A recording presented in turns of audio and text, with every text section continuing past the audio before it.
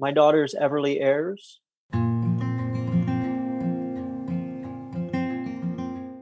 and the one thing that I most remember from Everly is her silhouette.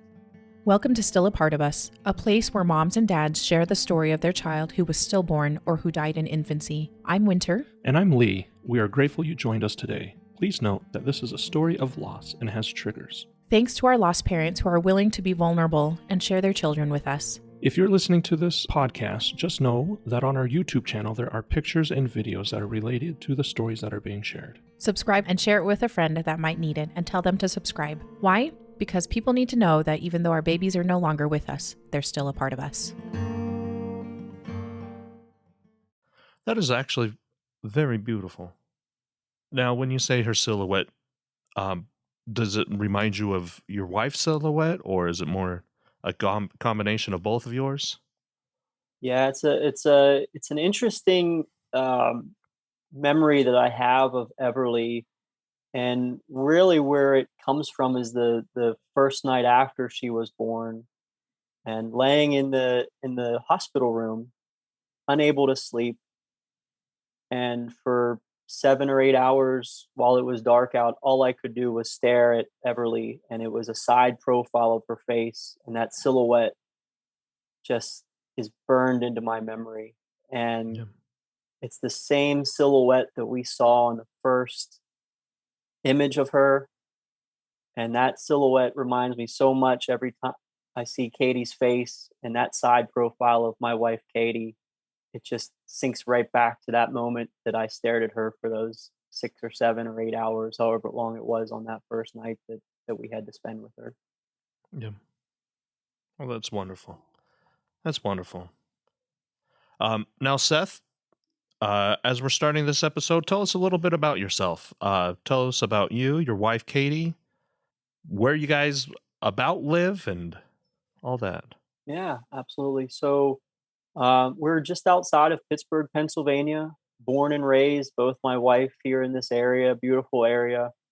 I'm an HR professional for a large pharmaceutical company. My wife is the complete opposite of an HR professional. She's an analytical scientist with a chemical company. So we have that analytical and the personal side that we counter each other on and balance each other, though. Proud father of Everly Ayers, our only daughter, who unfortunately and very sadly was born still. And you said that Everly is your only daughter. How long had you and Katie been together? Are you guys married, or are you guys a partnership? And how far into this relationship did you guys have her? So, Yeah.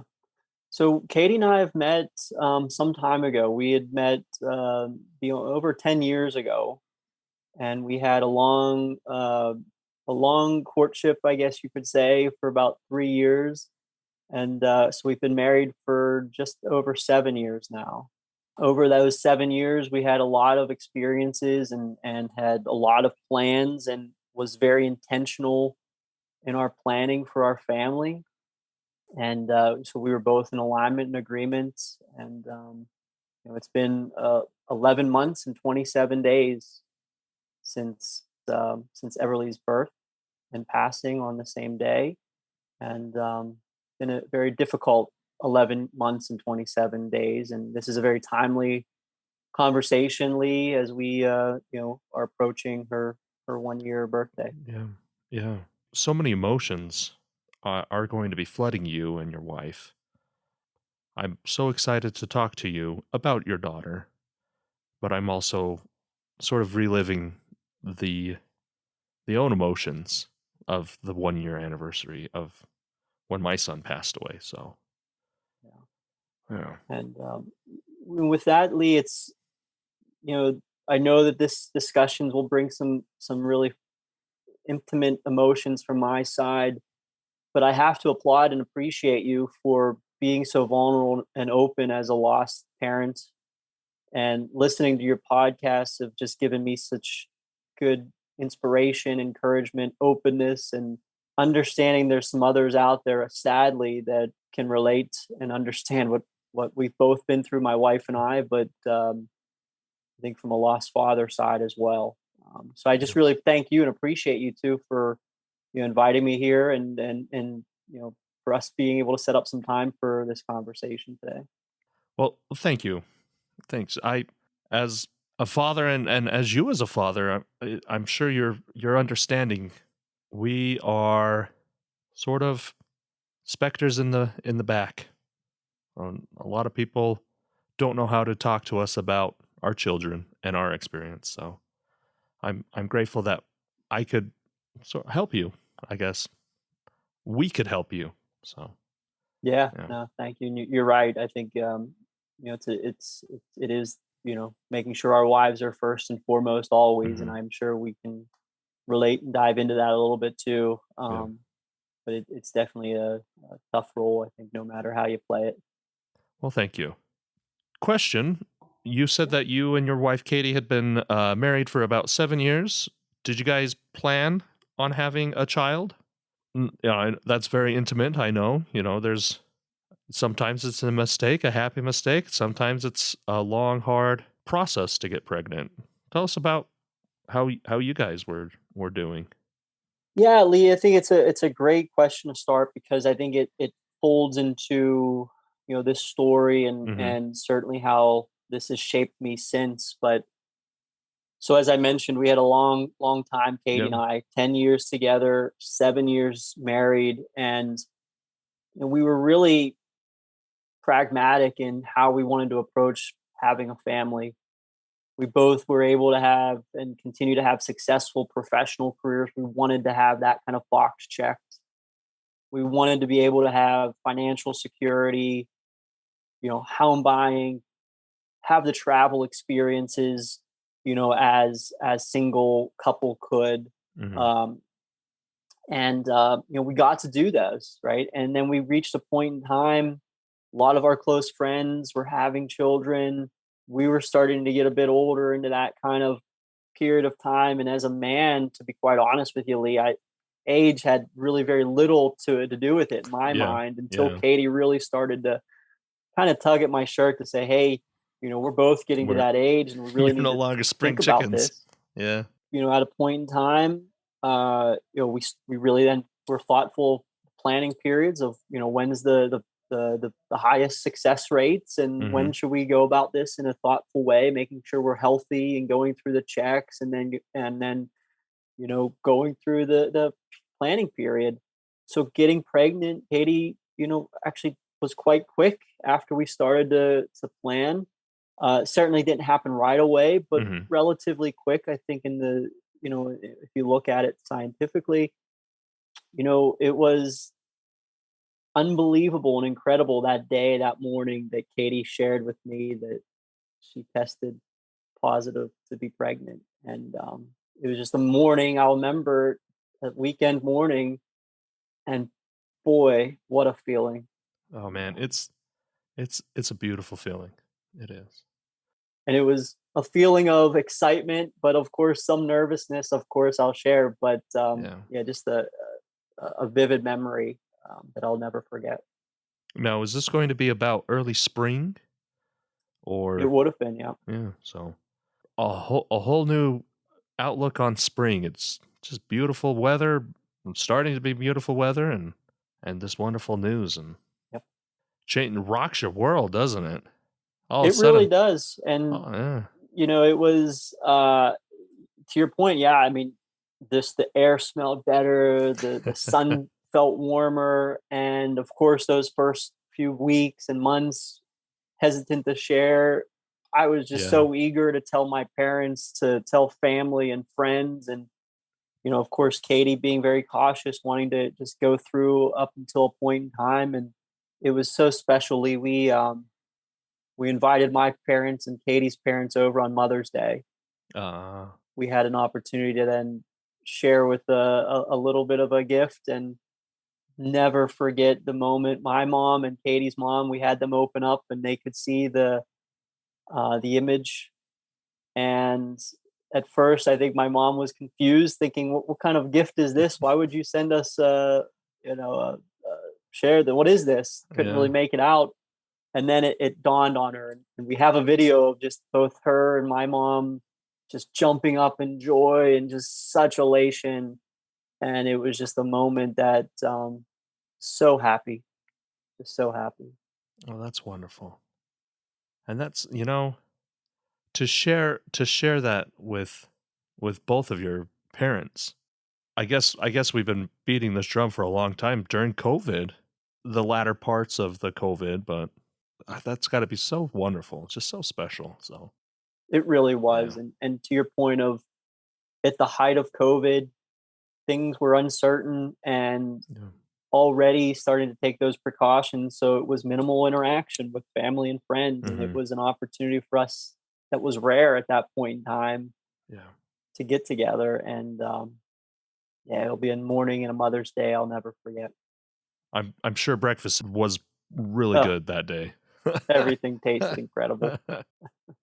Now let's talk about the rest of the pregnancy. I know during COVID there was some people who weren't able to go into the office for the appointment. Seth, were you able to be at some of the appointments? I was, absolutely. So I was at every single check-in and doctor's appointment that Katie had, Yeah. and it was everything was just so easy and went Mhm. so well. It was, getting to go and meet her doctors, and every appointment, everything was on track and on schedule. It almost became a ritual, right? That Yeah. we would go and be able to have kind of anticipating, expecting that great checkup. It's going to be kind of Katie would always set it up very early in the morning so she could do that before she would go to work. Mhm. I was working from home at that point in time, so it was easy for me to get over there for an early morning appointment, drive together, have the discussion with the doctor, the OBGYN, have that kind of fun excitement. That when we got to the first hear the heartbeat, I mean, Mm. we had so much anticipation of that leading into it, and then that moment that it happened, recording it on the phone, and just so much excitement in those appointments. It really became an event that we looked forward to, and then stop and get Starbucks or a breakfast sandwich before we started our day. And Yeah. as those appointments became more regular, it was again one of those just building of positive anticipation. And at the time, looking back, never once thinking of any kind of other outcome than what Yeah. you would expect. Yeah. Yeah. It's when you're so excited to hear good news, it's hard to even imagine bad news. So pregnancy sounded like everything was going well. Any major hiccups? Morning sickness? Did you gain sympathy weight? Did you everything going well? I guess. Yeah, it was. So this was, as I mentioned, our Mm-hmm. first child. This was all new experience for us. We were kind of going into it, or I was probably more so than Katie, with kind of some naivety, right? Of Yeah. you don't really know the process. I didn't know. I have a brother who has a son, certainly other family members and cousins who have gone through the Yeah. pregnancy and had a child. But in my mind, hey, everything was going according to plan, as it should. Yeah. There's a moment, I want to say Katie was probably about 8 months or so pregnant. I was on a work trip as travel had opened up a little bit, Mm-hmm. and Katie had a little bit of bleeding and called me in a panic, and I knew right away something was a little bit off. Mm. Talked to her. She talked with her doctor. Was go to the hospital immediately, Yeah. and she did that. And I remember texting her, "Hey, nothing you can do right now. I'm with the doctors. They're going to take some scans." Just praying in this meeting that I was a part of that everything Yeah. would be fine. Everything's going to go well. I had sheer panic kind of in my bones for the first time. Katie had been at that hospital for some time, kept updating me with texts. Heart rate's good, blood pressure's good. From the baby's perspective, the heart rate Mm-hmm. was good. Everything seemed to be normal.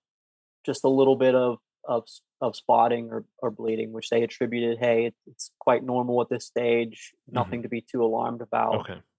So when I got, that text and then followed up with a phone call, certainly nerves were calm. I left the meeting though, of course, and started the drive home as I got Yeah. that call initially. So I got that call in the car and on the way back. But that was a moment where I thought, wow, maybe maybe there is, some things here that we have to just look and be concerned about. There Hmm. was nothing health wise that came back from Katie's checkup, but that was the first moment and really the only moment, Lee, during her 9 months of pregnancy that there was a little bit of a Oh scare, if yeah. you will. And as a man, there's nothing you can do. Like, And it's especially as I was 2 states away and six yeah, hours drive, just that feeling of, oh my gosh, I'm not here. And I made that commitment. I won't be traveling again yeah. until we have our child. Mm. Oh man, even as you were telling me, I just was like, oh man, that's got to be a feeling of helplessness for you. As you said, 2 states away, there's nothing that you could do from there. So, what happens after that? Yeah, so like I said, that was about 8 months in. We had up until that point an incredible journey. Mm-hmm. Afterwards, that was leading into the summer months. So I apologize. No, that was prior to some summer months. But again, throughout the pregnancy, going on vacations, doing some things, Yeah, having kind of those experiences as I say, the three of us, even though our daughter Everly was in the womb yeah, still. in utero. But that last month, it was really just we're almost to that finish line, right? Mm-hmm. Let's buckle up. We're going to have some exciting times ahead, and that's when we, started to do the family stuff, right? Of setting up the nursery, Yeah, getting the car seat set up, all of those fun things that we were just brewing about, in anticipation of what's to come. Couple weeks out, maybe a week or two away from the delivery date. Her due date was October 31st of 2021 was the anticipated due date. mm-hmm. All along, we joked around a Halloween baby, and a lot of people, mentioned that as we shared the news with them. But it was about a week out. Had set up Katie's car with the car seat, and we had our, Yeah, you know, delivery room bag packed and ready by the door. And I remember cleaning out her car, and on the car seat, had it in the center of the back seats, all buckled up, ready to go. And Katie had still been going to work every day. And I put a post-it on there, something about, I'll be here in about a week, mom. Can't wait to see you. And so that way she could see that whenever on her rear view mirror. And, again, a memory that just sticks with you as far as one of those moments that just complete and utter joy. yeah. And about 5 or 6 days later, just the crushing nightmare that we've been enduring.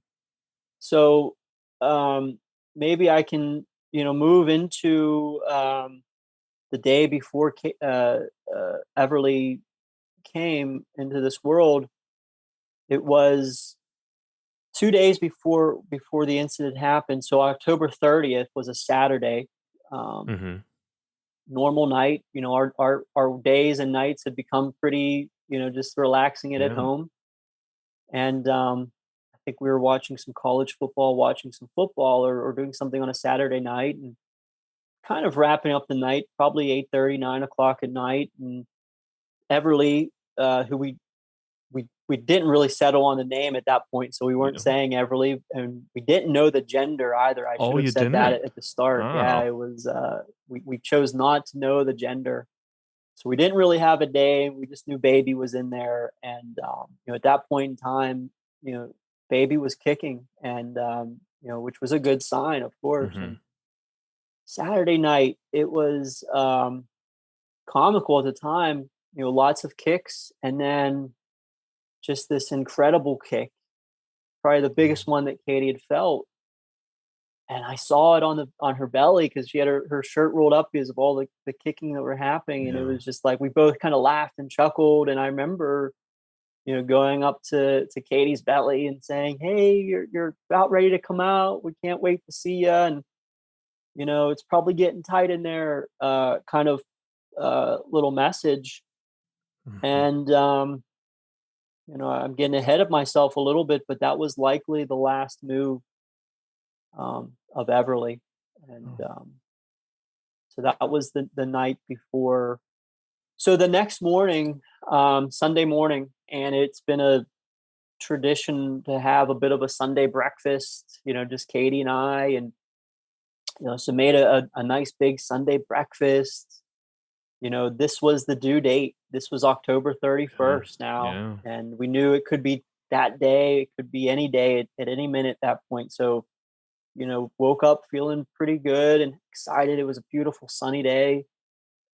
Had breakfast, and I remember looking over at Katie, and she didn't say anything, but I knew on her face there was just a little bit of concern. And I said, "What's up, Katie? What's happening?" And she says, "I don't know. I just haven't felt any movement since I've been up."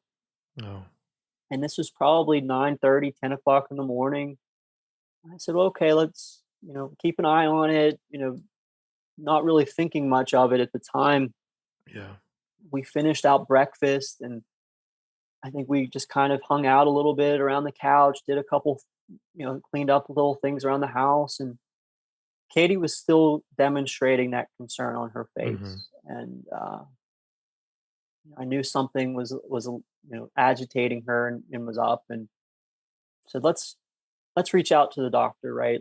That's what they're there for. Let's have a quick discussion with them. And we called it. Katie called the doctors, and at that point, I think anytime you start to engage your doctor, you get a little bit nervous, but especially now, Yeah. and a little bit nervous, but also thinking, hey, this is just hypersensitivity right now. We're at the due date, high anticipation of everything. So in the back of my mind, I'm really thinking everything's okay. This is part of the process, and we Hmm. have had such an easy ride all along. Wouldn't it be right? Last couple of hours, it just becomes a little bit nerve wracking. Talked to the doctor, and the gentleman. It was just the on call line for Katie's OB, and the gentleman really didn't have much concern for Katie. He says, "Hey, I'm looking at your records. You've had the past 9 months, no concerns, no health issues. You've had great movements um, throughout your pregnancy.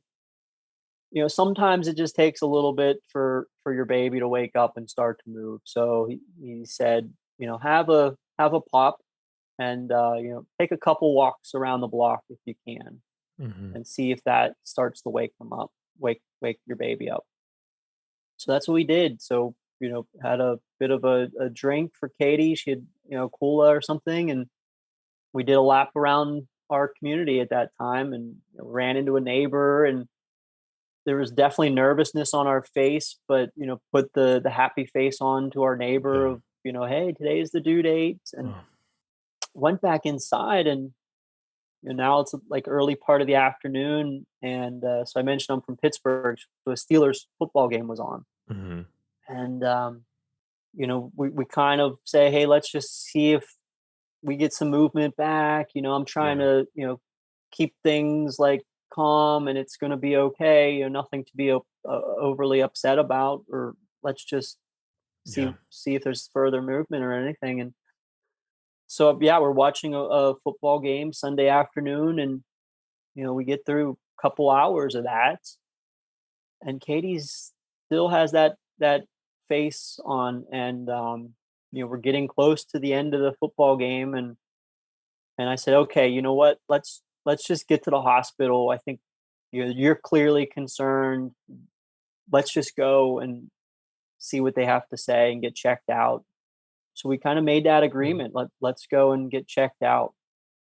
Now, at this time, how are you feeling? Are you, because watching your own wife have concern also, because I remember, because we were sitting in church and my wife turned to me and was like, I haven't felt Brannon in a while. And that, I was sort of concerned, but I was like, we're at the end of the pregnancy. There's not a whole lot of movement room. So how were you feeling Were you So as yeah, concerned? I had that kind of like a little bit of that concern. Like, Mhm. um, I'm concerned that Katie's not, not feeling Mhm. confident and comfortable right here. Yeah. But again, even at that point in time, I don't think it really hit me that there could be devastation It can be here. anything.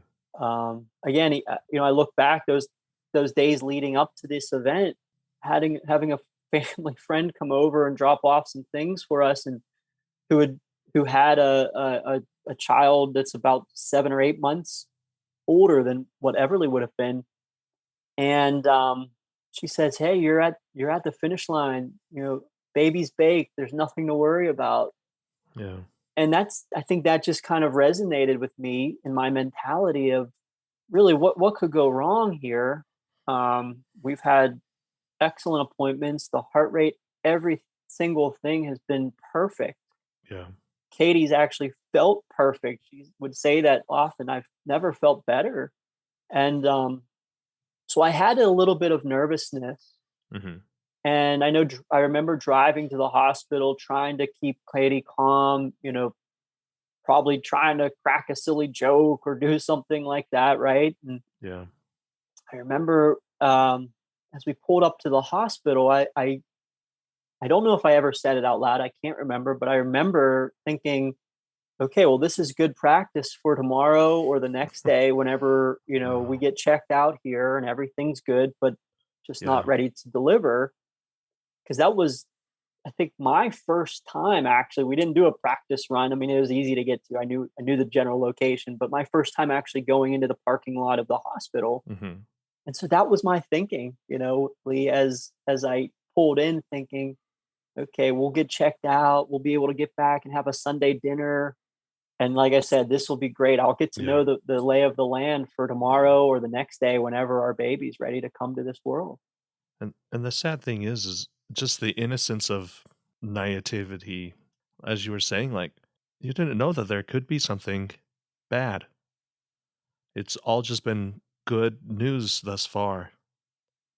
And I'm so sorry. And so we got up to the area of the hospital, um, Mhm. and we sat there. And looking back, I'm thinking how foolish. I mean, I remember looking at like the NFL football scores, right, and doing something again to try to distract Katie a little bit. And at that point, it I think Katie's nervousness started to really come to me a little bit more. But I was still in that mentality of, hey, we're gonna get checked out. They'll just let us know, hey, baby, she's well, again, at the time we didn't know it was Yeah. a she, but the baby's just positioned in a different way, and probably not feeling that movement. Mhm. Or again, my thing is that it's got to be really tight. Maybe there's no room to move, and that's normal.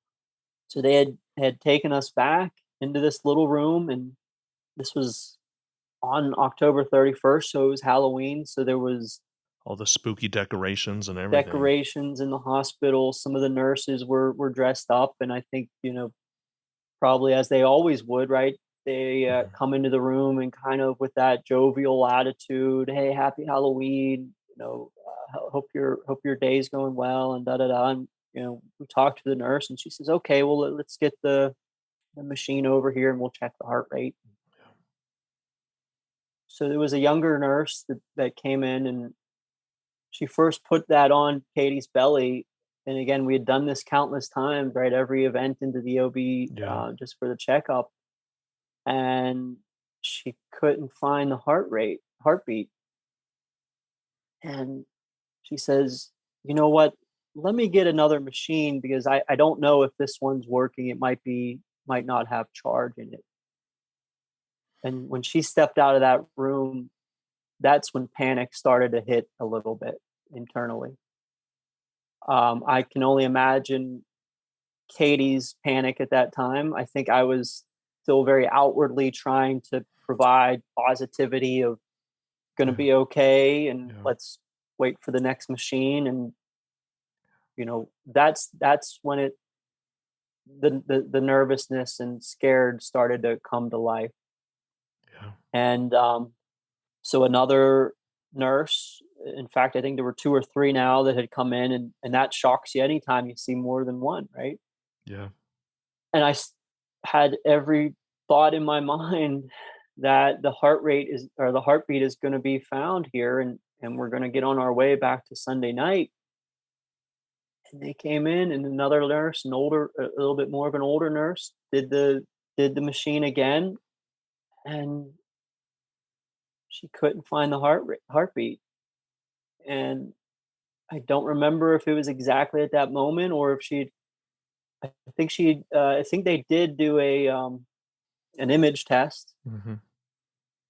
and then they had come back in, and I believe that's when they shared with us that our baby no longer has a heartbeat, and it was just shock.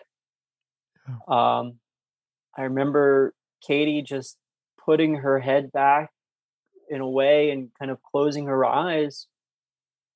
I just was in disbelief. It was something I never would have expected. I didn't anticipate that being what was said, and I don't want to say accepted that, but we kind of thought, well, maybe that's not right. Yeah. Um, we didn't really ask to keep checking or checking again, but it was just like this complete shock that had absorbed us immediately, and it was almost shocking that we had no emotion of tears, or we didn't scream or do anything. It was just, what do we do? What did you just say to us? And that was the moment that I could just hear everything. I could hear the clock tick. I could see, I could feel the sweat in my fingers. I could just sense the sadness that was starting in Katie. And we just, I think, embraced, but it was like, what is happening? I'm just seeing myself, and it was almost the exact same situation. One nurse couldn't find our son's heartbeat, and it wasn't until the second nurse came in where it was like, wait a second, something's going on. Yeah, and it was just, at that point, I think that the nurses were shocked, and I remember as a nurse came back in to perhaps give us some tissues or comfort us somehow, of, is there anyone that you want us to contact, kind of thing. And I just kept remembering to say, you need to contact, Katie's OBGYN doctor. Say, you Yeah. need to contact her doctor. She's been with us this entire time. Everything has been fine up until now. You need to inform her, and we need to have her here. And they said, well, she's not on call. We'll look to contact her and engage with her. And I remember that vividly. And I don't know really why. I don't know if I was thinking at that point, well, maybe she can look at this and, tell us differently, because she's Yeah. always given us that positive and good news. Yeah. But that was something, and I think that kind of gave that nurse a reason to step away. And then Katie and I think we just sat in silence, and again, it was this odd emotion of shock, I suppose, because we didn't even tear up at that initial moment. It was Hmm. just complete blackout, almost, if you will, that you're living in this moment that I don't know Katie personally. I don't know that I've ever asked her, in fact, but everything, my senses were just so amazingly sharp. Like I said, I could hear everything, I could feel and sense everything, but yet I had no kind of sad emotion of those tears coming out or anything like that. I remember Katie needing to use the bathroom, and she made it to her delivery date. It was full 9 months, and Hmm. so she needed help up, and helped her go to the bathroom. And I think I remember just putting my head against the wall, saying, "What is happening? What has just happened? This can't be real. Can this be Yeah. real?" And then I think as Katie came back out, some of that emotion started to then happen, and the Yeah. reality bit came in. but there was still this perhaps underlying belief that maybe they don't have it right, and maybe our baby's still in there living. So I think even up until that point of delivery, it was this sense of maybe there's some hope, Hmm. even though that scientifically, I think there's no hope. Now, after you guys had gotten the news that there was no heartbeat, did they give you did they tell you all your options? Like go home or stay here or They did. So, a bit of time had passed, and so a doctor or nurse had come in, and that was it. I mean, that was exactly it, right? They gave us some options of, you have an option to go back home and spend the next 24 hours as you are. They had no reason to believe Katie's health was in at risk. Mhm. So they had stated to us, you can go home if you'd like and spend another day. They didn't want anything beyond 24 hours, but that was an Yeah. option. Another option was to induce and begin the delivery process. And Mhm. they would start that immediately that night.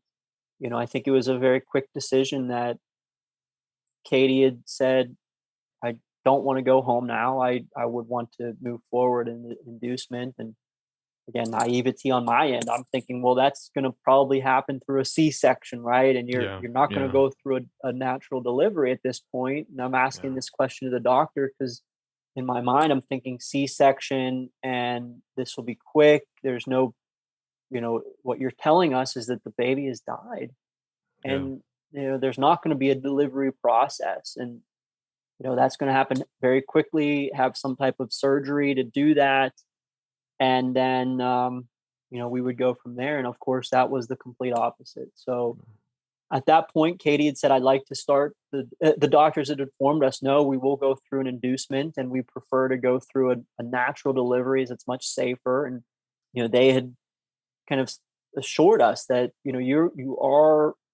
close to the delivery at any point anyway. It's going to be a quick natural delivery, and so that was the suggested approach anyway. Um, Mhm. and so I had at that point we agreed to that. They said we'll need about 20 to 30 minutes to prepare delivery room. Is there anything else that we can do for you? And we said no, and at that point that they'd stepped away, you know, Katie said we need to tell our parents, Oh. and so that was the first time I looked at my phone, since we were out in the waiting room, and I had a voicemail from my grandfather. My grandfather, who's 90 years old now, he was 80, 89 at that time. He very healthy guy, and we have a good close relationship. I looked at my phone. I had a voicemail from him, and so before I thought about calling my parents and Katie's parents, I listened to that voicemail, and it was I still have it. I mean, it was, "Hey Seth, and happy Halloween. You can't believe how many trick or treaters I have over here. We have to have 50 or 60, and I hope all is well. I know today is the delivery date. I can't wait to get one more trick or treater over here." And that was his message. And that was the moment that it just hit, man. It hit, hearing that message. And like I said, it was that was the tough call. And that's why I told Katie, I don't know how I'm gonna tell my parents and her parents on Halloween night here what's just happened. Yeah.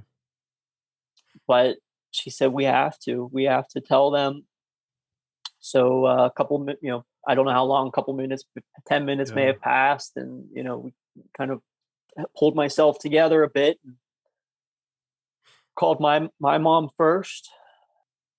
And yeah, I mean, first answer is, hey, do you have some good news for us? Do we have do we have a new baby in the family? And that's when I just had to tell her, Mom, I have some very, very sad news. And we've our baby's passed. And she just shrilled, what do you mean? And I just told her, you know, we came into the hospital, Katie wasn't feeling movement, and they've just informed us that our baby has no heartbeat. So it was a really tough call. Yeah. She had, family and friends at their house. Mhm. My son, my brother and his son and friends were there. So it was, I can imagine a difficult evening for everybody. So informed them, brief conversation. It wasn't very long. And then calling Katie's parents was, I knew, even more difficult because, my parents, you can usually have, I can tell them a little bit easier. I just didn't know what I was going to say to Katie's mom. And she answered right away. And I think same kind of reaction from her is, "Hey, I'm hoping you have some good," or I don't know what she said, but something along the lines, "You have good news. Is the baby here?" And yeah, just a big pause and said, "I've got terrible news. It's the, our baby's passed." And she just similar reaction, and it was a very brief call. It was. I remember her telling Katie's dad. I could hear that over the phone, and just kind of silence, and just kind of, "Whatever you guys need, let me know and let us know, and should we come to the hospital, kind of thing, and no need to come right now. We'll keep you Mhm. up to date." And at that point as well, although Katie's health was fine, I wanted to be sure that her parents knew that Katie was doing okay. I think it was an automatic kind of trigger. Now it was that focus of, could anything worse happen too? And so I wanted to give some assurance back to her parents that Katie was doing okay. Yeah. So from that point, they wheeled us over to the delivery room. It was just, again, one of those moments. I'm a real visionary person, right? I had visioned out so much of this, Mhm. and of course not in this framework, Yeah. but Never in that. I've never been in a delivery room before, but it was exactly what I had pictured and imagined. I remember going, some during pregnancy, we had gone through some virtual kind of support groups, and they had shared with us different things of, like, how you want to think about planning for your delivery. Lights down low, if you want music playing, having the right number of blankets, and all those different things that I had already pre-envisioned, like how the room will look, right? And it's going to Yeah. be this great welcoming. And we get in there, and it was like that, Lee. It was calming. The lights were down low. Off to the corner was the way station, Yeah. and they had the monitors and everything set up, and there were some different things that you would anticipate seeing in a maternity area of, crafts and some children things and hi mommy kind of things. And I'm just thinking, this is exactly how this is supposed to be, except it's not. Yeah. So that was kind of that first visual and experience. And then they got Katie set up into the bed in the room and started to go through the delivery plan. We're going to induce you, and here's what that means. And then in the Mhm. next hour or so, we're going to have somebody to come up here to give you an epidural. That was a choice for Katie. And we're going to have a simple and quick pregnancy because they said you're already induced naturally, and we're just going to get this through. But it wasn't. It was extremely Yeah. long and enduring. It was, gosh, now I don't have it written down, but it was a 7 or 8 hour long inducement. It was Oh, yeah. extremely long. The doctors were actually quite surprised. I remember all night long, the area was, the delivery bed was in an area, and there was a chair there, and then kind of farther away, it was a pretty big room. There was kind of a couch area or bench area, but I did not want to leave Katie. And so Yeah. I remember kind of dozing in and out, just kind of hands on her, me and my, kind of holding on to her in this terrible ergonomic position. It was just the longest, craziest night of my life in the sense of all of these thoughts, like, has this really happened? Yeah. What is going on? Katie, I think, was in and out a little bit just from her own tiredness, but I didn't sleep at all. Maybe a few brief minutes had kind of passed from exhaustion. But then the next morning they had come, and or throughout the night they had come, and that next morning they said, we got to get you starting to push. We've got to get this moving along, and are you ready to do that? And Katie said, yeah, let's start. And again, they kind of assured us we're a couple pushes and we should start to be there. And it was quite a while. It was like an hour and a half of pushing, and really difficult for Katie. I think from a positional perspective, she was starting to feel pain in different areas. Oh, Again, my mind is like, this is almost exactly what I envisioned of, Katie in the kind of the stirrups, me yeah. holding her hand. And it was different because I was trying, and even the nurses we were giving that positive encouragement, right? Like, you're there, you're almost there.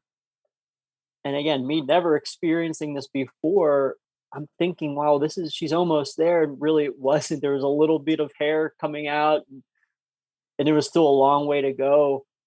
But I'm thinking, this is so incredible, but yet so difficult and devastating to see this happening. Yeah. And You're rushing to an end that has no happy ending. exactly right.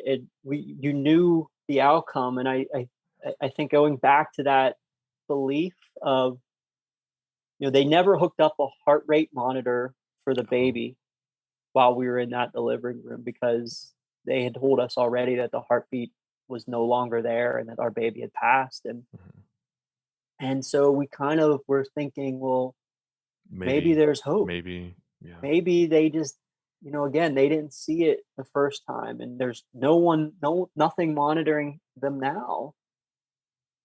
So we had that little bit of faith and hope, and that hope quickly ended as 11:40 in the morning came on November 1st, and that's when our baby girl, we still say, born on that Yeah. moment. I'm so sorry. I was going to say, meeting your beautiful daughter. Explain the emotions, if you can, of seeing her yet knowing. It was, I don't know that words can describe the conflicting emotions that I had seeing her come out, Yeah. because she was absolutely perfect. There wasn't one area that would be of concern or an abnormality, right? She had one little kind of a little bit of a cut on her face, which we later learned I think was part of the, her skin, we learned, was quickly deteriorating. So we suspect that Mhm. was an element of why her face had that little bit of a cut. It was actually around her eyelid, but otherwise she looked absolutely perfect. She was a bit of a purple hueish color, but her face, her nose, her ears, her fingers, legs just were absolutely amazing to look at and see. And Lee, you had mentioned it in your story of Brennan, that one area that I quickly noticed was her skull was very soft Yeah. and not jointed well. Yeah. Um, but otherwise, everything was just unbelievably perfect. And so when she was born, um, the doctor looked at me and said, "Would you like to share the gender to your wife? I know that you don't know." And so I said, "Katie, we have a beautiful daughter." And I did cut the umbilical cord. And then we had already planned that immediately after delivery, that Katie wanted to embrace our baby Oh, without any cleaning up or anything. She wanted that very first minute yeah. of skin to skin contact. They had been together for this long 9 months, and Katie just wanted the immediacy of holding her. And of course, she had every right, and Yeah. Yeah. of course, every I can imagine her expectation of what that first moment should have been like. But there was a team of doctors all around Katie, and what again, I share that Katie had endured this long delivery, and throughout that, it was kind of scary. There was some blood loss and things, so there Mm, was a more of a team of doctors that had arrived during the later yeah. stages and really monitoring Katie now. And whenever the I cut the umbilical cord, and we said immediately Katie wants to hold her, and I have this really beautiful but sad picture of this kind of on the peripheral, this team of doctors now that was really focused and monitored of Katie's health. Hmm. And I took a step back and took a picture from above, and you can just see Katie's face so vividly in my mind, and our baby daughter just laying there perfectly as you would expect a living baby to look, right? The Yeah. picture you could you probably wouldn't know. Yeah.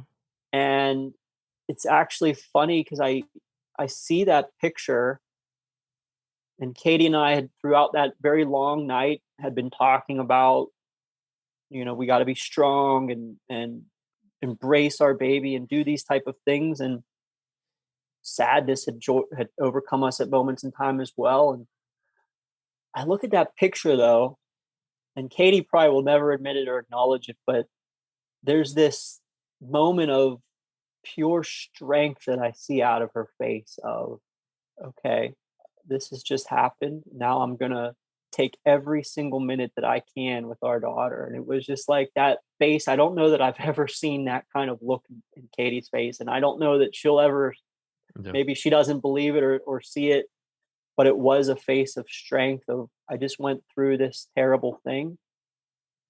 And we weren't even looking beyond yet. But it was that moment that I said, okay, I've got to also be strong and find a way to embrace this moment.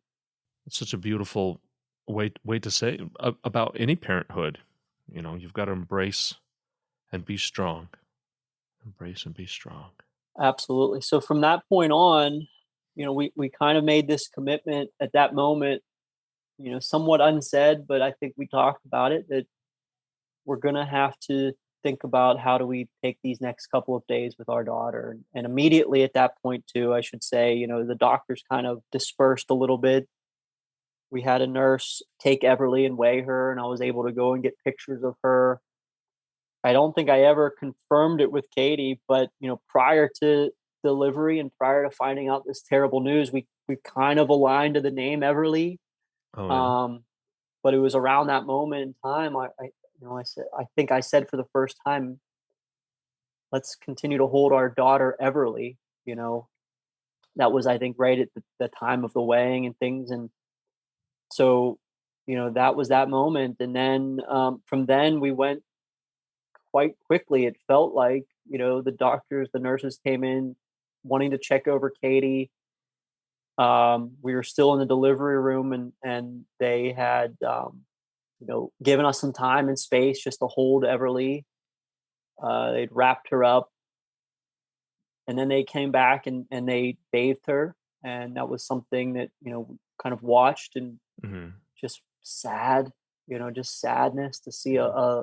a limp baby. And that was also a bit of the moments we were learning more about the sensitivity around her skin and how delicate and fragile every part of her was. Yeah. Yeah. And so we cleaned her, and then we had a few hours just of on our own. The doctors gave us a lot of space at that point, so just having the moments to talk, to talk with her and hold her and wrap her, and it was just her and I. And at that point too, now my parents had wanted to come down to the hospital, and so they had come down earlier, and they had to wait some time. And boy, was that a tough moment as well, because Katie and I was on the delivery bed with Katie, and Katie's embracing Everly. And again, I go back to that visionary mind of mine. This is exactly probably what it would have been like, except with a living baby, and the laughs and the cries and feeding.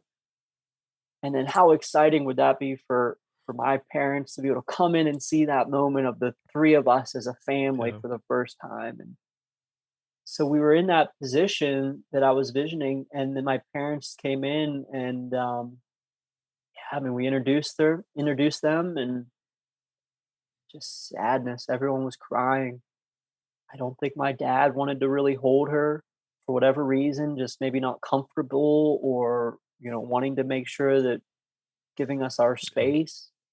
My mom had held her for quite a bit of time, and we kind of had a little bit of a somber, just, my parents, Katie, myself, and Everly, of a little bit of time there. And, so as we continued throughout the day, they ended up moving us.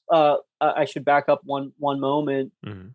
Prior to us moving into another area in the hospital, we had a bereavement doula come in. Oh, okay. And the bereavement doula, introduced herself, and, again, thinking back in the COVID period, that everyone had masks on, and, even to get my parents in, that wouldn't have been normal if it Yeah. would have been a normal delivery. But in our case, they made that exception, which we were so thankful for. But we met this, masked up bereavement doula, and, we knew we were going to be moving rooms here. We didn't know how long we had with Everly. And I remember her coming in, introducing and talking to us a little bit about her, and I had no idea what her role. I didn't know what she was Yeah. there for, and we introduced Everly to her, and we were kind of being friendly there. But I was thinking, she mispronounced Everly's name the first few times. She was kind of, asking us a lot of questions about how the pregnancy was. Was this expected, unexpected? How are we doing? Those kind of questions. Mhm. And I remember just thinking, I, really don't want you here, don't need you Yeah. here. Yeah. I'm not quite sure why you're here, but, being pretty nice people, we kind of didn't say anything outwardly. And she said, "Hey, do you mind if I follow you down into your next room that you're going to go into, and we can talk a little bit more?"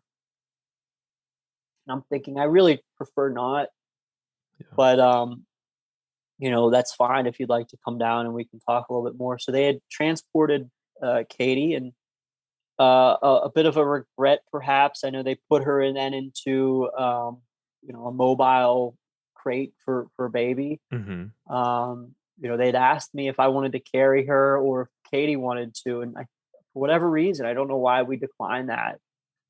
I just remember saying no, just put her in that, so that way, she can move safely down, and I'll grab all the bags. And I really regret that, of not wanting of us having that opportunity to carry her to where we were going. Um, so we get into the room, and it was more of of an area, post delivery area. Yeah.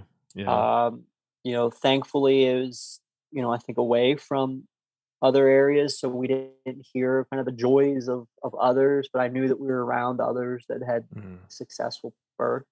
But that was our room for the next 2.5 days. So we got settled in, and our bereavement doula had kind of knocked on the door and said, "Hey, would you guys mind if I continue the discussion?" Again, I'm thinking in the back of my head, not really. I just need Yeah. time alone. But I'm so very glad that I didn't say anything, because at that moment, she gave us a little bit of light in this dark moment, in the sense Hmm. of, we really didn't know what to do at that point. We Yeah. knew we were just going to sit there and look at our baby and hold her. And she pushed us. I think she asked us that question, and we kind of alluded to that's what we would likely do. And she pushed us to say, "You can do so much more." Oh. And, she said, "You need to take 1,000 pictures. You need to cut her fingernails and cut her hair and dress her and take her outside, and I can help you do all those things." I Oh, said, that's "Okay, that might be a little bit better than just sitting in here sobbing." And so I kind of yeah. looked at Katie, and we both kind of said, "Okay, we'll be in for that." I think that moment. Then she said, "Okay, I'll be whatever you need me to do. I'm here for you guys." And so she arranged us to get footprint taken, Mhm. handprint taken. We had countless pictures that she was able to help get for us and get with us. Cut her hair, showed us how to swaddle her. She says, "Why don't you guys go outside for a walk?" And so in the room, there was a courtyard in the hospital. Mhm. Mhm. So we were able to get permission to take a wheelchair for Katie because she was unable to walk. Yeah. Wheelchaired Katie out, and we got to have an experience outside. And it was just a really incredible kind of day that we had there. Later that evening, there was a the bereavement doula had left for the day that afternoon or early evening, and we had a care package that was in the room for us. Mhm. And really basic, just kind of a white box. It had a ribbon and some things on it. So we opened it up and looked at it, and we learned from the nurse who dropped it off that said this is from a local organization who pulls these care packages together. And sadly, when this event happens, Yeah. we would like to offer this to you if you'd like to have it. And he said, of course, sure, that's really appreciative. And so we, had this beautiful box of various things, a little cap, a blanket, an ornament, some necklace and a wristlet. And one of the things that I really then took to was a bit of a journal. It's hard to see the footprints of a baby's footprints Yeah. on here. So from that moment, I said, "This is incredible." And so we really looked at all of those things, laid them out, dressed Everly in some of those outfits and in the coverings. But I really became intentional from that moment to capture every experience that we were going to have within this journal. And I'm so happy that I did leave because that night, whenever my parents came back and my brother and his girlfriend at the time, we celebrated almost in a sense that, there was there was that excitement of having a family together, right? Yeah. Again, I go Yeah. back to that visionary of they brought in some food for us and exactly how I have pictured it the first time meeting our child of, we're going to have kind of fun conversation and have, hospital dinner together while we're all looking at the baby. And we had a little bit of that. Mhm. And it was just so sad, but also it gave me that kind of, wow, this is what parenthood must feel like and so Yeah. incredible. And Oh, we shared with them all the experiences that we did, taking finger footprints and handprints and going outside and all of the gifts that we were getting from this care package. We laid it out and showed it to them. It was just an interesting night of a feeling again such conflicting emotion, and yeah. it was sadness, of course, and uncertainty and what had happened, but it was just also that element of togetherness in a way. And then that kind of subsided at nighttime. That nightfall came quick, and that was our first night in this segregated room. And so I opened up our call today as a memory that I'll never forget of Everly is her silhouette. Yeah. And that night again, no sleep. I could hear every tick of the clock, every wheel that was moved from a nurse's station out in the hall, every little thing I was just so hyper aware of. And as I'm thinking there all night long as to what did we just experience and what is Katie enduring, I just laid on my side at the guest kind of bench bed. Yeah. And I remember just staring right at Everly. And I can just so vividly imagine or remember that silhouette of her facial profile. And I ran my hands over that facial profile so many times that night as I would get up and just think, I can't believe our daughter is here, but she's not. Yeah. And it was just so crushing at night. And again, we got up in the morning, and that's the reality continued to set in my mind, really of what had happened and transpired. But that's when we doubled down again and looked at each other and we've got to be strong and enjoy these moments while we can. And so that Yeah. day too was again another day full of experiences and activities. The hospital was so gracious to allow our dog to come in. And so we got to spend time in a separate room with our dog, Bentley, Everly, myself, my parents, Katie's parents later came on in later in the day. But it was just this conflicting time of like, this is what it should have been like. Yeah. And we had stuffed animals and books and everything that you could think of that we did that entire day. And then again, as Katie's parents came that night and some visitors, I mean, we shared so much that what we did, and it was just so proud of, hey, this is the little hat that we have from Everly, and yeah, these cards. I mean, it was just that kind of experience of oddity of being so excited to share that with others. Yeah. But again, it was almost like this surreal experience that we were living. Yeah, the dichotomy of such contrasting emotions and feelings. The love and the joy and the happiness and the sad and misery of death and you It know. was just all unfolded in one. And so that was our that evening would have been our last night that we had to spend with Everly at the hospital, knowing the next day, we really never had any. The hospital never felt we never felt that they were rushing us or Mhm. pushing us. They gave us so much space, and I really, looking back, appreciate their progressiveness of how they had helped Yeah. support us through that period of time. Their openness to allow guests when guests were otherwise not allowed, to allow our dog. And so we didn't feel the rush, but we knew that next day we were planning that that would be the day that we needed to leave. And Mhm. so that night we read stories, we held her, we changed her, we did all of those things that again we want Yeah. to do over and over again.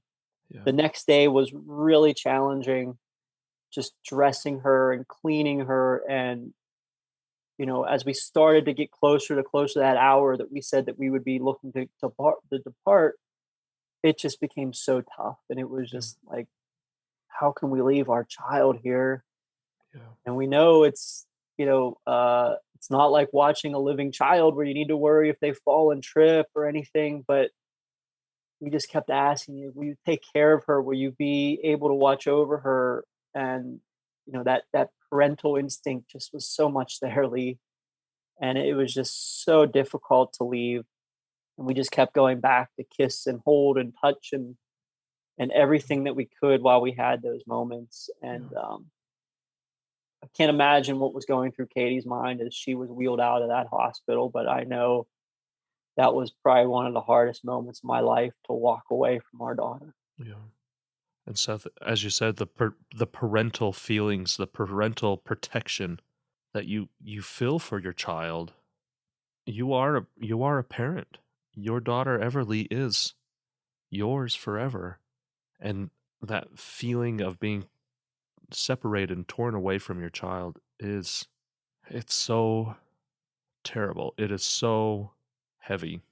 It was, yeah, by far the toughest moment throughout all of that experience. Like I said, there was some happy moments that we Yeah. got to experience during Yeah. those couple of days, and then as we got home that night, it was again that feeling of surreal reality of you think you're going to come home with the baby in the Yeah. baby seats, and that of course didn't happen. And we get home and it's dark and cold. This is now November the 3rd or 4th, and we had somebody drop off food.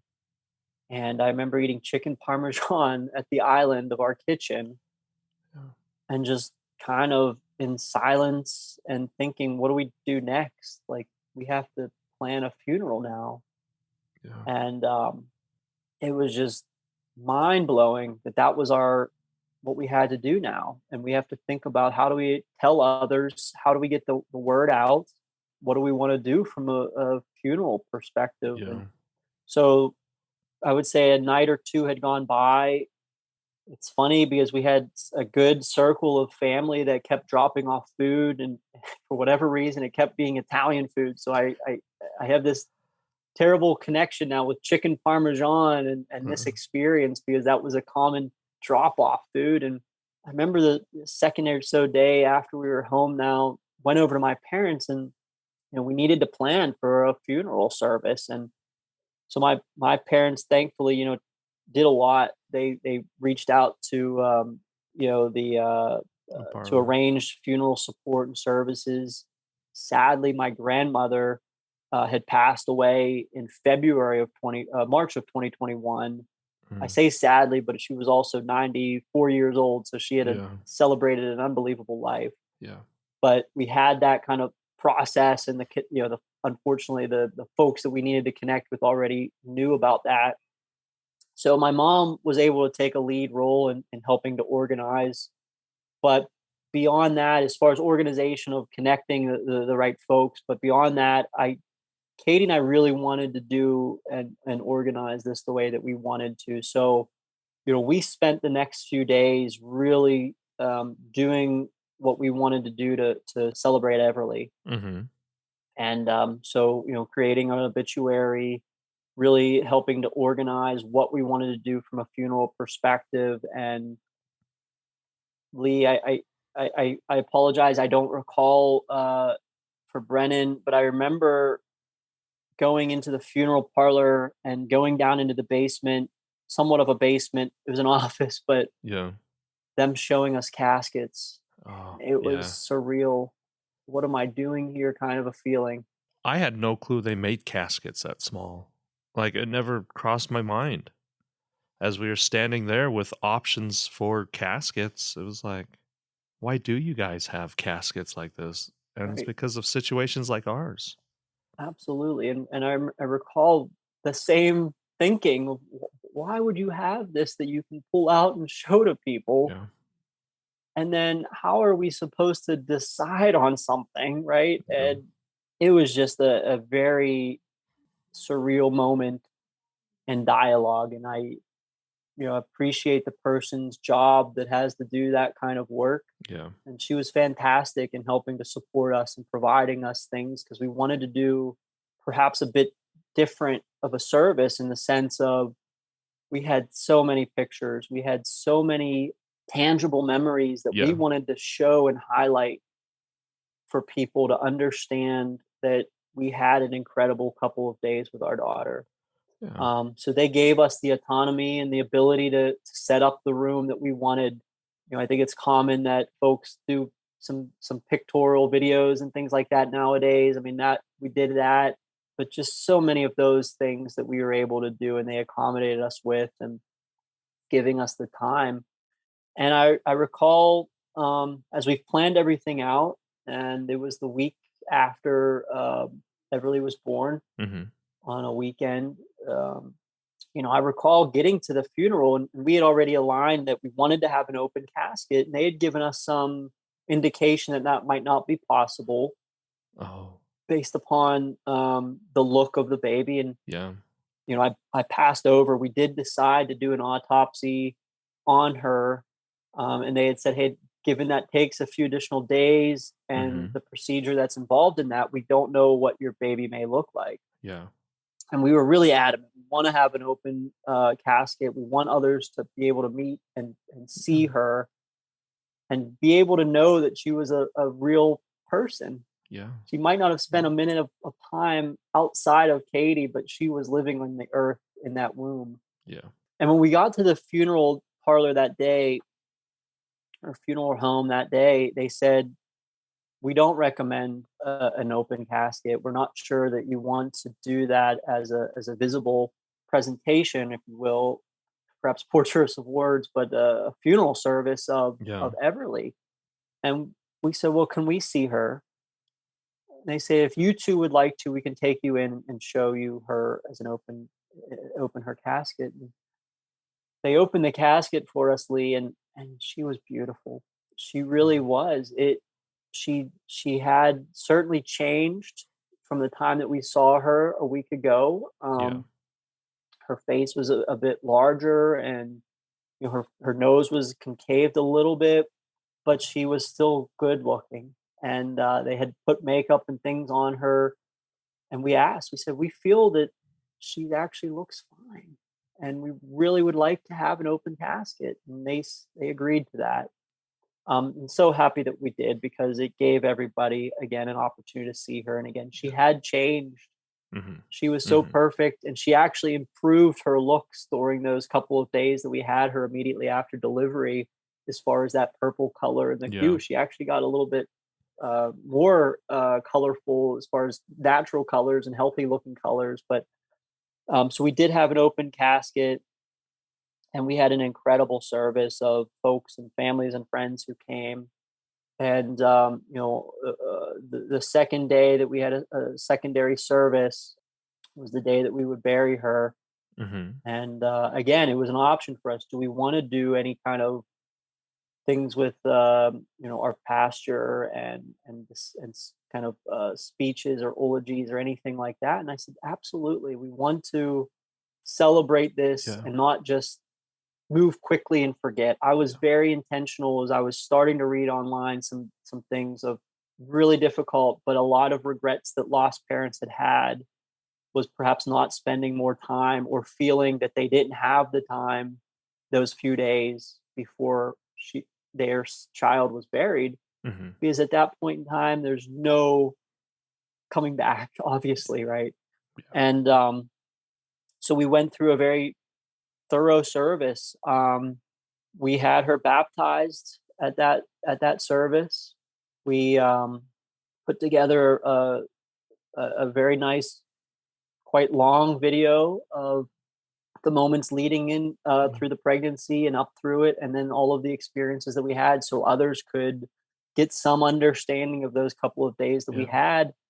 And then I wanted to do a speech and a recognition of who she was, and so I wanted to do that and had done that, and I'm glad that I did, because again, it's not often that you have an opportunity to memorialize somebody. Yeah. It's certainly nothing I hope that any father ever has to do. No, no. And Seth, it's very apparent the love and the pride and the dedication you have to your daughter. And just the sheer fact I've been thinking about this, that grieving doula and what was it a female or a male? I think you said it was a female. It was a female, yeah. And the help that she had to help you and guide you through some of these days and what you would like to have experiences with your daughter, and that just helped blossom your relationship with her.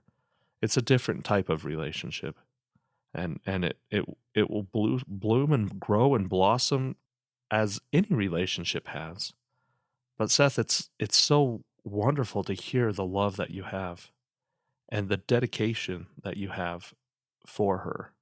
As you were talking about having the eulogies, having the celebration of what she's meant to you and to Katie in those videos, it's nice. It's nice to hear. I appreciate that, Lee, because that's the lasting memories of from us and from so many who got to meet her during that funeral Yeah, service. And that's what the hope was of, yeah, how can we make sure that this is remembered as part of our family. yeah. Uh, and too many times people just want to forget. They want to forget bad things in life.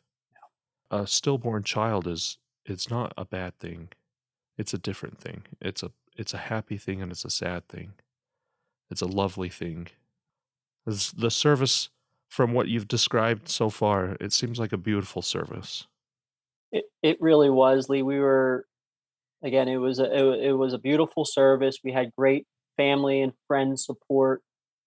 Again, really not what you'd expect Yeah, on any yeah, funeral service, right? I think yeah. the many of us who have experienced death, it comes in the what I would sadly say a traditional sense of having an opportunity to live a life and Hmm. celebrate. And of course, there's countless upon countless deaths that are far too early, but this was certainly something that was tough and unique. And I think at that point in time we felt the support, and it Hmm. was quite apparent though after that that that support system would begin to falter a little bit. And Yeah, as we had really difficult days, I would say those were the darkest days of our lives. And especially for Katie then. After that point in time, it's, I would say experience, levels of depression and sadness. And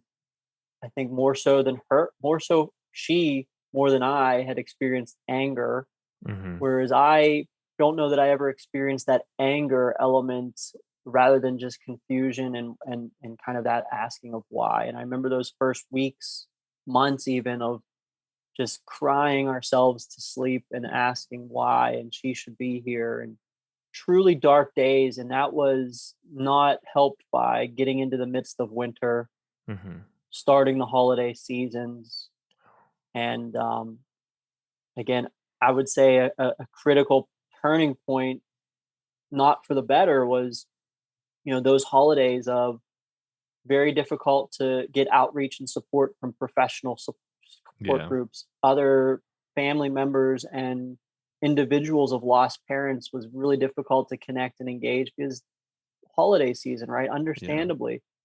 And after the holiday season, I think that's the moment where we started to unfortunately lose some of that support group as well, where 3 or 4 months after this had transpired, and I feel that the expectation is, hey, there's probably some normalcy that should be back into Seth Yeah. and Katie's life, and that was absolutely not true at all. Yeah. It's sad how people think that there's a time like, oh, it's been 2 months. You guys should be okay. Yeah. Seth, you've made it 8 weeks. You're perfectly fine now. Like, If only it no. could be so simple. Yeah.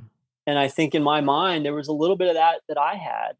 Like, Oh, yeah. after this had happened, I knew this was going to be a really challenging and difficult road ahead of us. I think for whatever reason, if I read it or just kind of anecdotally thought about it, that these kind of events can really damage relationships. Yes. Damaged a whole lot of different relationships Yeah. too. And so that was always on the top of my mind. But I'm also, again, maybe too naive at that point to think not necessarily a certain period of time that will feel better, Hmm. but I was thinking, hey, 3 or 4 months, we can start planning again. We can Yeah. start to to begin having a family and go through this, and it's going to work out. Well, that was nothing further from the truth. Hmm. We had, as every lost mother would experience, and something I don't think you and I can ever appreciate or No. understand, Lee, is that, the post pregnancy, sadly, and I don't think I really thought about it at the time of Katie's going to experience and endure everything that normal Yeah. mother would go through. Yeah. And it's really tough. It is a kick in the teeth. Yeah. Like as you said, we as we as males will never understand that. But I just remember Winter just her body betraying her. It knew that she gave birth and the body needed to do what it needed to do to support a baby that was no longer there. And Exactly just cruel. what It's had just happened, and it cruel. was cruel because it's a constant reminder, those early days, of what should have been. And I just remember, again thinking, Katie, as she was engorged and milk from her breasts, I just remember her having to pump and sobbing at the same time, and just that overwhelming feeling of helplessness. Like, Yeah. again, that thinking of what can I and should I be doing, and not Yeah. knowing. And that I think from a personal is just, and I don't know how you felt through that, Lee, but Yeah. from my end was the realization of one of these things in my life that I just can't do anything about, and I don't even Mhm. know what I can or should do in this moment. Yeah. It is complete helplessness on our parts. Yeah. Yeah. And that's how I had felt for, that's what we experienced, for the next many months. So it wasn't that, hey, in the next couple of months we can start to plan and we'll get back to some normalcy. It Mhm. was the emotions, the everyday emotions. It was small incremental steps for, I think, more so Katie than me, just to get back into an everyday routine. It Mhm. was celebrating just getting out of bed, getting a Yeah. shower, having dinner. Those were small and many milestones that we had to start to recognize. And we finally had gotten some support through counseling at that point. And that's what she really encouraged us to do, of find those small wins every day. And Yeah. it's okay to stay in bed, and it's okay not to shower, and it's okay not to talk to one another. But you got to also find some of those small wins that are going to push us back into some normalcy. And Hmm. so that's what we did for a long time. We found some I would say kind of distractions, just with small things to do around the house, and what can we do to kind of motivate ourselves to get out of bed and get up and Hmm. moving. I started back at work. My employer was extremely gracious with the time away to take the time. Great outreach from employees, colleagues, coworkers, team members. Funds that were raised in honor of Everly, which was so special. Katie again had a tougher experience in my mind of um, really challenging of getting her time off. Right, it's really Hmm. tough to make the corporate benefit center understand that she delivered, but we don't have a birth Yeah. certificate to provide to you guys to Yeah. approve this time away. And so those first couple of weeks were extremely frustrating, sad, stressful, just going through that element too. Oh. As I think of for me, as I got back to work, it proved to be a healthy distraction for me to focus and get back into a normal period of time. Katie had extended time away, which was necessary from a physical recovery, Hmm. but it was also, I think, prudent just to go slow. Yeah. Um, and then getting back to her work, I think, was proved to be very difficult. And I think it still does to this day. We are, as I said at the beginning of this podcast, we're 11 months, 27 days from this experience. Yeah. For 1 year anniversary will be up on November. For 1 year birthday will be November 1st of 2022. Will be 1 year, and it's been an incredibly difficult period of time where we thought 5 or 6 months ago, or my mind anyway, thinking, "Hey, we Yeah. can already be again on another second journey," and we're not there. Yeah. I love saying this, and I don't know who or where I got it from, but the tapestry of life is sewn with so many strange threads. There's so many variants to that saying, Yeah, and as you thought and envisioned your life like, hey, I'll have a period of mourning will be done, and then we can progress. And it's never that simple. no, It's never that. it hasn't been. And I started off our discussion today of we were planners, right? Hmm. 10 years of togetherness, 7 years married, checkboxed a lot of things.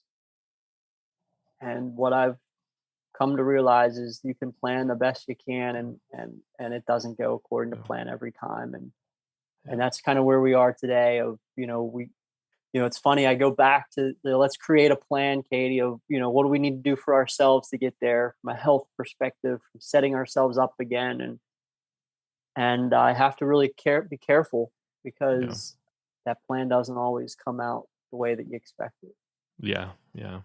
I'm sorry. What Oh, I that. mean, and that's Everly's story, Lee. It's incredible to go back and reflect, and I just have that vivid memory of almost every moment. And I think as we were chatting, some of those memories get suppressed, other things come to light. And I Yeah. think I'm happy for this that I those memories have not been suppressed. I'd say what has Hmm. been somewhat suppressed, and I haven't talked as much about it, and I'd be happy to if you'd like, but some of those again, those darker days after. I mean, I know I shared it's been tough and we expected to be in a different place now. Those are the days that I'm so happy that we're beyond. Yeah. I'm even having a hard time realizing and remembering how did we get through those days because Hmm. I can't even recall what the conversations might have been, what the thought process was. and just the feelings. And I'm kind of glad that those moments are suppressed because Mhm. those last 11 months have been those dark days. And it's incredible that I'm, here talking to you almost a year out, where we are. The path that you took to get to here, it's a unique path. It's a very unique path. And the path that your wife Katie took to be to where she is now is a different path than yours.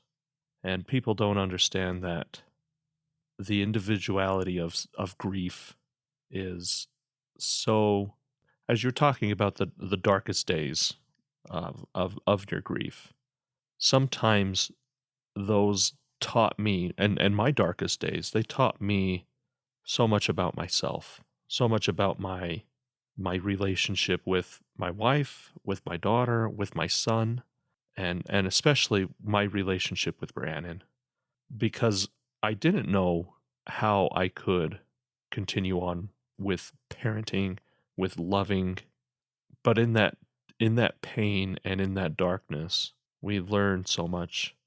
Yeah, sometimes we don't get out of it the best, come out of it the cleanest, but we do come out of it. We do progress. And there will always be dark days. There will always be hard days. But if we continuously progress a little bit, it gets a little bit better. Well said. Mm. Incredible. Well, thanks. Seth, thank you so much. In parting, what would you like the world to know about you and your daughter, Everly?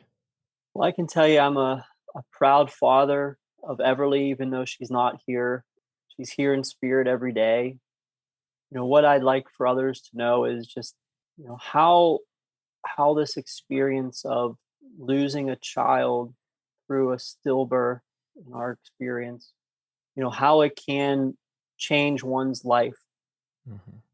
And it has significantly changed our lives from who we are, how we act. I don't know always for the better, but what I can tell you is the life of Everly that we've got to experience, those 9 months in the womb and the days that we were able to have physically with her, will forever change Katie and I. And I think every single thing that we do now has the knowing that Everly is with us and that we'll carry her with us forever. And I hope people know that we are just so proud of her.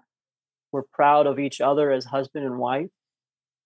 And we don't want anybody ever to forget that. And we don't want anybody to ever forget what lost parents have to endure and deal with. I think it's just special to have these kind of conversations so that we never forget those lost. I agree. Thank you so much, Seth. Thank you, Lee.